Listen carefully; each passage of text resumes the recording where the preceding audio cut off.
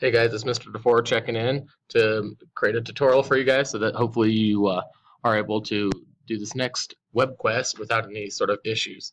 So what Ms. Kroll and I want you to look into next, now that we've looked at our branches of government and checks and balances and how it all works under the Constitution, is how do laws actually get made? What is the process by which an idea turns into a law that we all have to follow? And so this web quest will take you through that process as well as show you how our current representatives are going through this process and some of the bills that they're considering. So at this point, what I want you guys to do first for number one is to go to this link right here.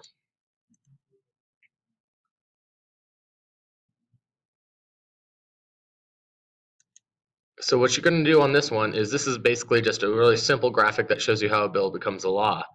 And it starts here with step number one, and it goes all the way through step number 5. And it makes it pretty simple so that you can kind of see what it looks like.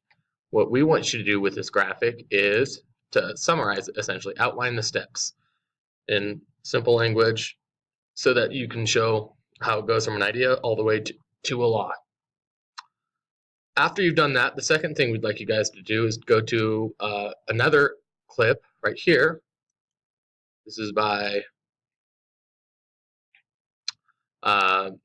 this is a crash course clip, and the person who hosted it we've seen before in class, and he basically is just walking you through the same process. So this is called How a Bill Becomes a Law, and he just goes into a lot more depth than like the Schoolhouse Rock video on the bill that we just watched in class.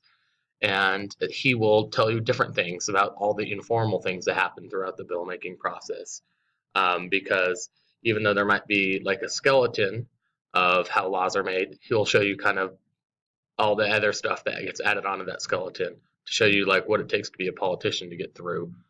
And what we want you to do is write down 3 other things you learned about the lawmaking process from this clip. And then after you've done that, you have to make a decision based on everything that you've read about and watched so far. Do you think it's hard to make laws in our country as a senator or a representative? And do you think that's a good or a bad thing? For question number 4, what we want you to do is to actually look at what a bill looks like. So you go to this website right here, and it talks about how to write a bill. It talks about the preamble, the thing that it starts with. We know this is the introduction, the body, this is the main part, and the enactment clause. This is basically what tells you how, when you want this law to take effect, as well as like basically the how. Basically, after this, you guys can look at the bill template right here. Maybe down the road, we'll give you a chance to write your own bill. Okay, so write down your answer here about what a bill looks like, and then you're on to question number 5. This website is pretty interesting.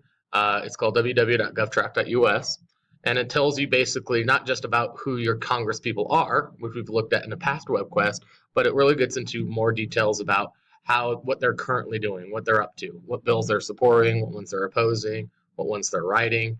And so when you go to this website, the first thing I want you to do is I want you to track down our 2 senators. So this is what it looks like right here. Now there's a couple things that you can do. You can type in your address if you want, or what you can also do is go to this link that says See All Members of Congress. You can look at all of them if you're interested in seeing the representatives who represent the state as well. Or you can just click on the Senate, because that's what I'm asking you to do for the web quest. And then see where it says state here, you have to hit the scroll down button, hit Colorado. And then there they are again. We already remember from our last web quest that Cory Gardner and Michael Bennet are our 2 senators. Let's see what the web quest wants to do with this information. So it says, what committees do our Colorado senators serve on? Let's show you how to find that out. Okay, so obviously it starts by you hitting the button of one of the 2 senators. Let's start on Bennet since he's the one on top. Gives you some information about how long he's been a senator as well as when he's up for re-election. They have a report card for him as well. They kind of show you basically a chart that breaks down where they sit in terms of their ideology, and you can kind of see what these little symbols mean in terms of where they fall. And then as you keep on scrolling down, you'll see the 3 committees that he's on. So he's on the Committee of Agriculture, the Committee of Finance, and the Committee of Health, Education, Labor, and Pensions. That's the stuff that I wanted you to find. So you'd put that right here. The next thing it's asking you to do is look at what issue areas are priorities for each of our senators. So then you go to the bill sponsored section. So let's go back there and check that out. And here you go. Bennett sponsors bills primarily in these issue areas. It looks like he sponsors a lot. I'm asking maybe for 3 different areas, issue areas that a senator sponsors issues in, and you can kind of see how many percent he sponsors. So it looks like he's pretty serious about public lands and natural resources. That makes sense since we're a western state with quite a bit of public land. Taxation is a big issue, certainly right now, especially healthcare and education are probably his biggest ones. The final thing we want you to find out for each senator is how many percent votes they've missed. Sometimes people look at this as kind of like how active people are within the Senate. And so let me show you how to find that. So if you left off here, you just have to keep on scrolling down. Shows you his voting record, which is always interesting to take a look at, as well as how many missed votes that senator had. He's pretty low. He's only missed 0.6% of votes since the time that he took office. That's pretty good.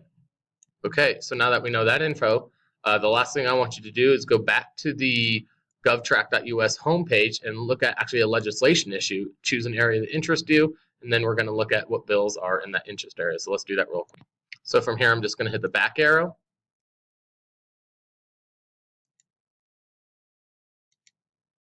And here I am back at the home page. So the find legislation issue that affects you, you select a subject area. It gives you a lot to look at right here. I'm going to look at education. And right now, what we can see are some current bills that are happening in the world of education. You just need to find one that kind of sounds interesting. So for me, I think the one on the top here looks pretty interesting. It's called Senate Bill. The S means Senate. If it's a bill that starts in the House of Representatives, it says HR. And it says this bill is called the Children of Fallen Heroes Scholarship Act. So now with that information, you would write that right here, and then we'll have to go there to find out what it's all about. So it looks like the sponsor for this is a Democrat from Pennsylvania named Bob Casey Jr. And this tries to make it simple for you to understand. So it gives you an overview of what the bill is. Sometimes this is just like a short sentence though, so you might need more information. That's probably the case. Go to summary, and it gives you kind of what is this bill? What do they want to do? So for this bill, when I read about it, I saw that what they basically wanted to do is extend Pell Grants. Grants are money that you don't have to pay back. They're kind of like scholarships for students who want to attend college who are children of people who served in public service, like police officers, firefighters, that kind of thing, public safety officers who their parent or guardian died. So it's just to make it easier to lessen their burden for college. So with that information, I would then go ahead and write that summary here. The sponsor I already talked about, that's Bob Casey. And then it gives you the percent chance of it being enacted or becoming a law. Let's go ahead and take a look. What is it at? 26%. 26% chance, which is actually pretty high compared to a lot of the other bills I've seen on this website. So that should take you guys to the end of this web quest and show you more about the lawmaking process as well as current stuff that's happening with it. All right, good luck.